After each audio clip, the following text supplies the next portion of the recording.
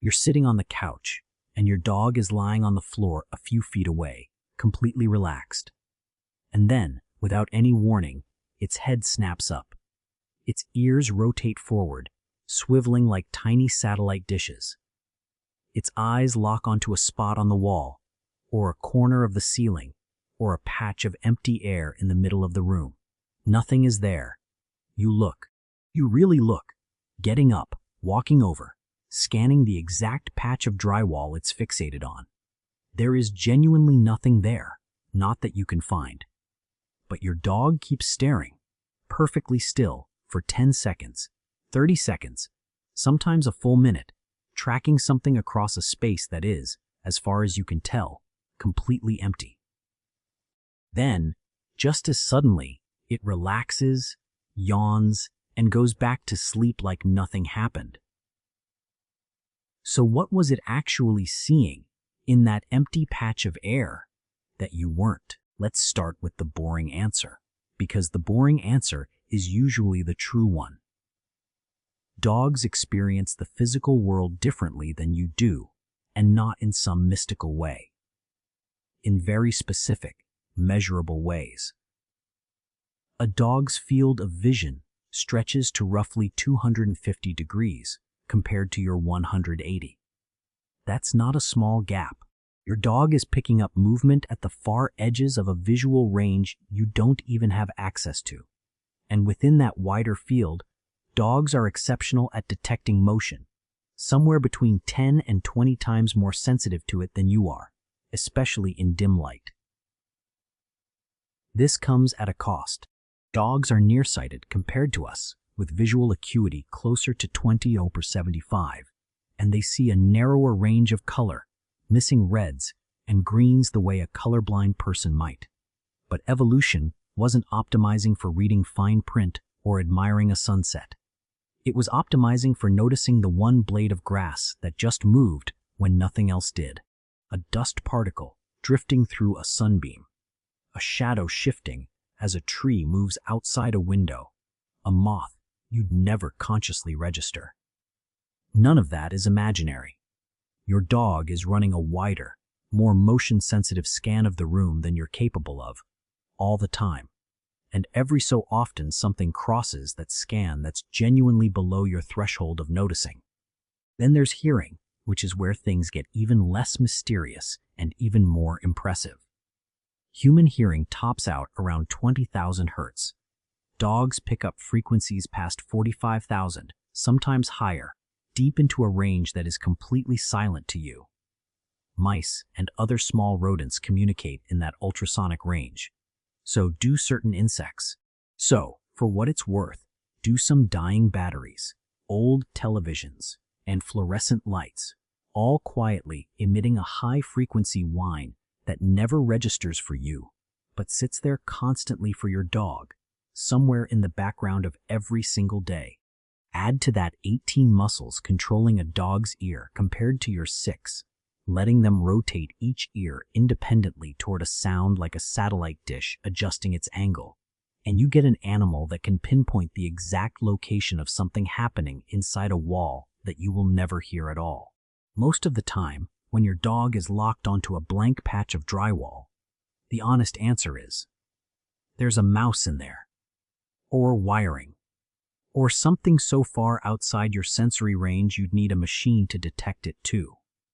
None of it requires anything stranger than a nervous system built with a wider dial than yours. That's the reassuring version, and for the overwhelming majority of dogs on the overwhelming majority of nights, it mostly holds up.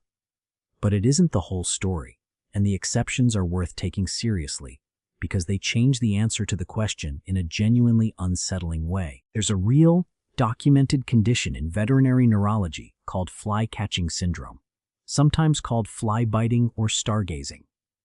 Dogs affected by it will suddenly fix their gaze on something, track it through the air, and then snap or lunge at empty space, as if catching an insect that was never there, sometimes accompanied by lip smacking, jaw snapping, or licking at the air. For decades, one theory blamed floaters drifting in the eye's vitreous fluid, tiny debris casting a moving shadow on the retina. Researchers went looking for it specifically, examining the eyes of affected dogs for exactly this kind of debris, and largely came up empty. What veterinary neurologists now believe, in a meaningful portion of these cases, backed by multi-center studies pooling data across dozens of affected dogs, is that the dog is experiencing a focal seizure, a burst of abnormal electrical activity localized to the visual cortex or temporal lobe, producing something closer to a brief hallucination than a normal sensory event. The dog isn't pretending. It may genuinely be seeing something, generated entirely by a brief electrical misfire deep in its own brain. Certain breeds, Cavalier King Charles Spaniels especially, appear more prone to it, and in many cases it responds to the same anti-epileptic medications used for other seizure disorders, which is itself fairly strong evidence for what's actually causing it. And then there's a second, sadder possibility, one that shows up almost exclusively in older dogs. Veterinarians have a name for it: canine cognitive dysfunction, functionally identical in presentation to dementia in humans, right down to the underlying biology. It's caused by the same kind of process behind human Alzheimer's, a slow buildup of a protein called beta amyloid, forming plaques that interfere with normal signaling between neurons and gradually reduce blood flow to the brain. Veterinarians summarize the symptoms with an acronym: disorientation, changes in interaction, disrupted sleep, house soiling, and shifts in activity level. And one of the clearest markers they look for, listed right alongside getting lost in familiar rooms and pacing at night, is a dog staring blankly at a wall or into empty space, seemingly lost inside a house it has lived in for years. The studies here are blunt about how common this becomes with age. Around a quarter of dogs between 11 and 12 show measurable signs of it. That number climbs past 2/3 by age 15 or 16. For an aging dog, staring at nothing isn't always about catching a sound or a flicker of motion. Sometimes it's the room itself quietly becoming less familiar, one blank moment at a time. So now you've got three explanations sitting side by side, and they point in almost opposite directions. Most of the time, staring at nothing means a dog's senses are simply outperforming yours, catching motion or sound you were never built to detect in the first place. Occasionally, in a much smaller number of cases, it means something stranger is happening electrically. A genuine misfire, generating a private hallucination nobody else will ever witness. And in an aging dog, it can mean the architecture of memory and orientation is slowly, quietly wearing away. Here's what ties all three together, and it's easy to miss. In every single one of these explanations, the dog is responding to something real to it. Not imagined in the sense of make-believe, generated, detected, or misfired, but experienced as genuinely present from the inside, whether or not you could ever verify it from where you're sitting. That's a strange thing to sit with.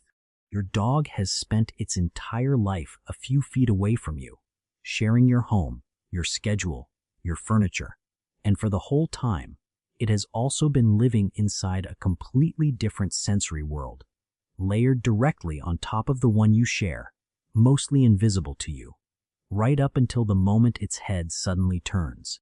A world with a wider field of view at the edges, a whole extra octave of sound humming underneath everything you can hear, and occasionally, misfiring circuitry, generating something that was never there at all. Most nights, it's nothing.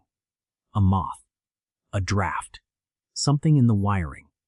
But every so often, when your dog holds perfectly still, staring at a piece of empty wall like it's the most important thing in the room, there's a real chance it's tracking something you will never be equipped to perceive, coming from a place inside its own skull that neither of you will ever be able to point to. You'll never know which version you just watched, and neither, in any way it could tell you, will your dog. It will just get up, a moment later, and come lie back down beside you, as if nothing happened at all.